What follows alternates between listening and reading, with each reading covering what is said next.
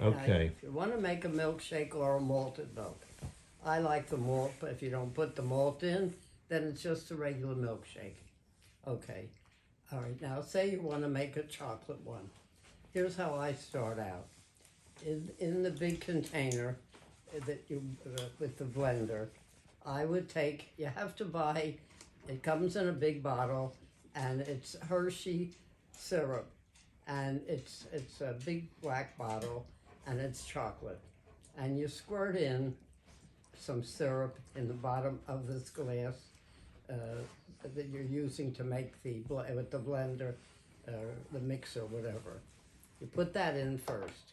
This is just for a plain milkshake.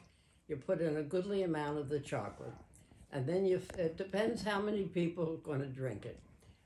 And you use, if you're going to use milk, you use whole milk. But if somebody doesn't really want whole milk, then if you want to dilute the milk, it's okay. It will not be as thick or as rich. And you fill it up, I would say maybe about 2 glasses of milk. And that would probably do for 2 people. If it's only going to be for one, maybe 1 glass of milk. I love how the dogs are Yeah, watching. they're listening. Like they're going to make it. Okay, okay, put that in. And then you take, this is going to be a black and white milkshake. Then you take a couple nice scoops of vanilla ice cream, and you put that in.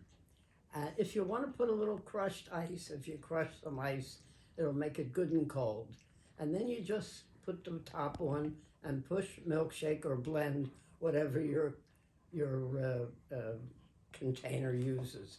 Some say blend, some say milkshake, and then let it blend. You'll see it foam up.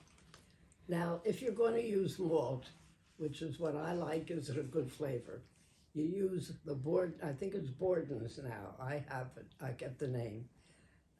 Not the Ovaltine, it's the milkshake, and it's the original flavor, which is vanilla. They do make a chocolate, but use the regular one. And you just take maybe 3 heaping tablespoons and put it in. I just pour, but that's the old-fashioned way. Just pour it in and then mix it again. Now, that's a nice black and white milkshake.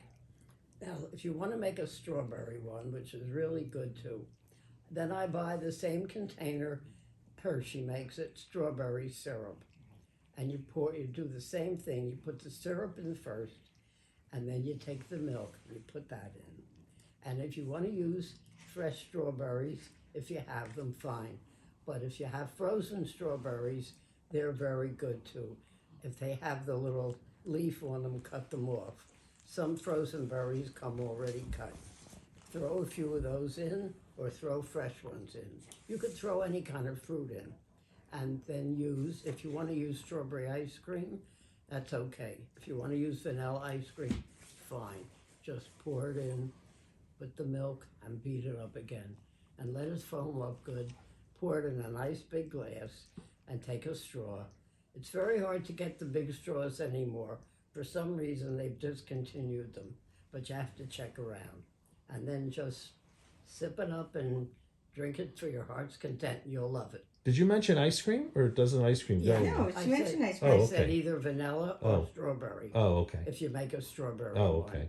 You can make a coffee one. They don't sell the coffee syrup. There must be something you could use. You could use regular coffee. And if you want to make a coffee one with chocolate ice cream, or you want to make coffee ice cream with chocolate, you can mix and match. And, use your own initiative. And you can put any flavor, you can mix them up. Okay. And that's all you do. That's a very simple thing. All right. Now, when you go to a place where they make them, you'll see that they're usually very thick. That's because they put much more ice cream in. But you don't want to really put so much ice cream in. You want to get a good flavor, and you want to have some ice cream in it.